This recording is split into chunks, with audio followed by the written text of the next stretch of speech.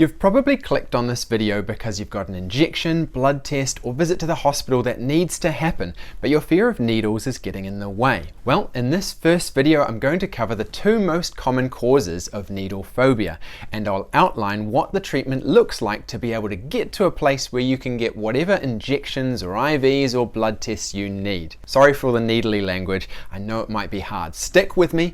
It's kind of hard to cover all of this without using any. Now, what we're talking about isn't a fear of needles themselves as inanimate, unmoving objects, though these can obviously be a trigger for the fear, but a fear of medical procedures involving needles, such as shots or injections, drips, blood tests, and finger prick tests. You may have heard terms like medical phobia, trypanophobia, eichmophobia, ballonophobia, or enotophobia. The fear is generally derived from the sensation or memory of the sensation of a needle entering the body. Some people feel pain.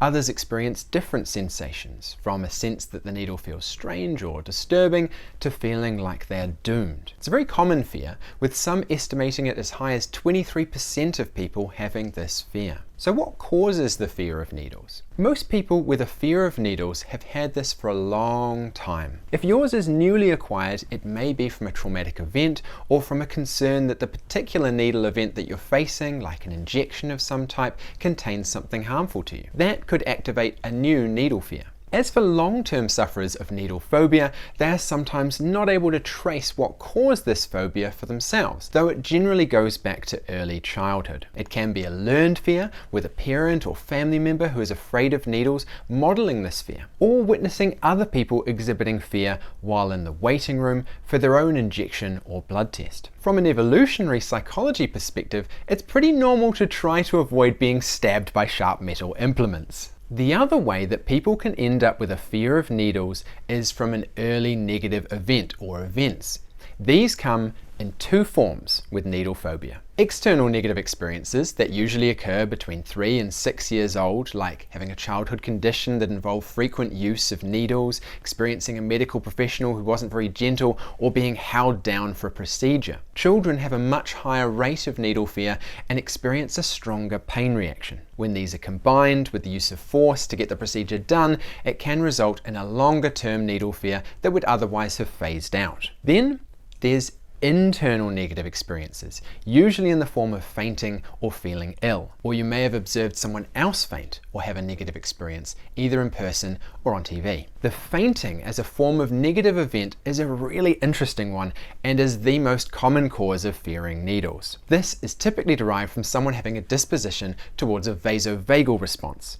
This causes a sharp rise in blood pressure, followed by a sudden dilation of the blood vessels, causing blood pressure to drop. When blood is drawn, they experience a sharp, short pain or a very stressful experience. So you can see how it's triggered by procedures with needles. They often experience lightheadedness, ringing or buzzing in the ears, visual disturbances such as shimmering vision or tunnel vision, along with sudden sweating and nausea. Fainting and sometimes convulsing can occur if they're upright, either over minutes, graying out, or very rapidly. This is followed by feeling terrible for a few hours with extreme fatigue, nausea, dizziness, and loss of appetite. This creates a naturally occurring negative experience that gets associated with needles and is one of the most common causes of needle phobia. It may affect 5% or more of the populace, including myself. It's useful to differentiate whether your needle fear is affected by this vasovagal response. I mean, you'll know if it is, as this will be useful to know when you're working on the anxiety.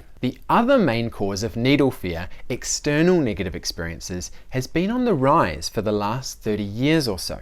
But the majority of people with a fear of needles had it kicked off by the strong internal experience of a vasovagal response. The fear of needles can range from mild to being severely affected, a full-blown phobia. Some people with a phobia of needles feel they would rather die than have a needle procedure. It's that fear-inducing.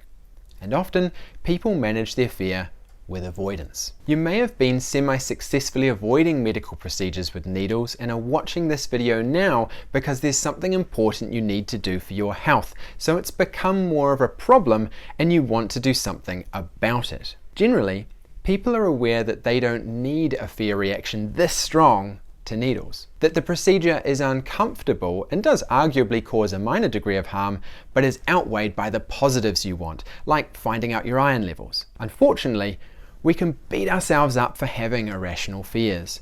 We worry that we'll be told off for being anxious or thinking wrong, and this can make it more difficult to reach out for help, which is a massive shame as this is treatable with the right process. So, you need an anxiety reducing process. This can be done with a therapist or online.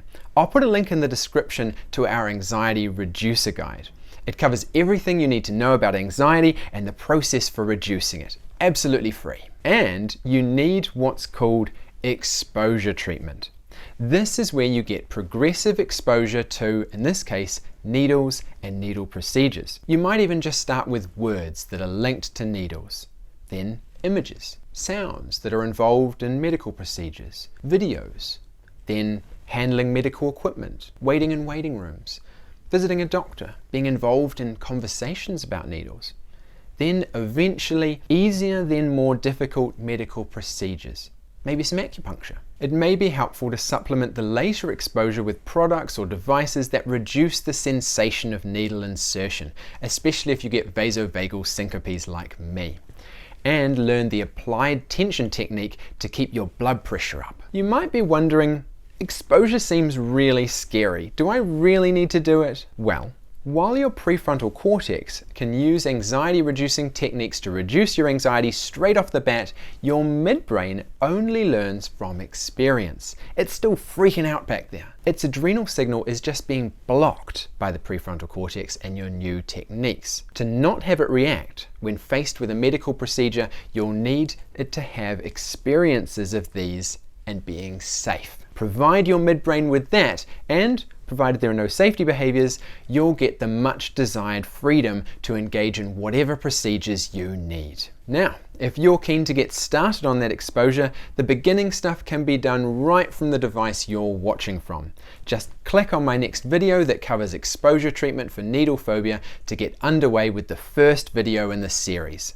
This will just cover words associated with needles, so nothing too strenuous to begin with, okay? We'll get through this bit by bit. Make sure to subscribe and click that notification bell so YouTube lets you know when the next video comes out.